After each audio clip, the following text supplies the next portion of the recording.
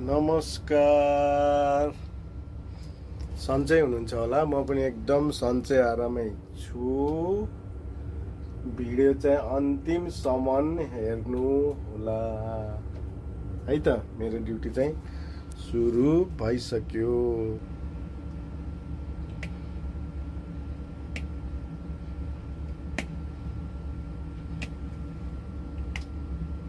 नमस्ते सबैजनामा।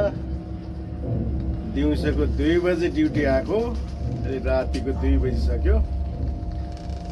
अब अझै 2-3 घन्टा बाँकी छ। यस्तै छ परदेशी जिन्दगी।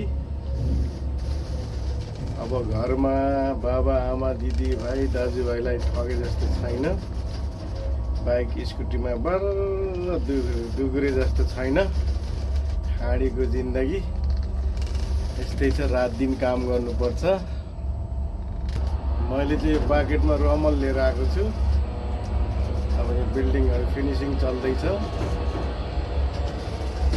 खाडीको देशबाट है, म चाहिँ खाडीको देशबाट।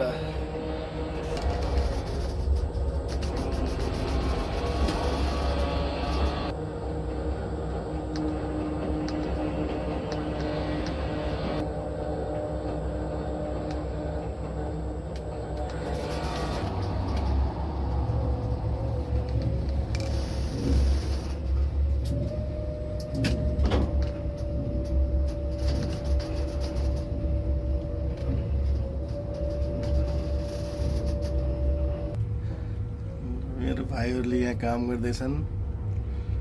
यस्तो छ परदेशमा पैसा कमाउनु धेरै गाह्रो छ। ल यसरी काम गर्नुपर्छ है। धेरै गाह्रो छ जिन्दगी।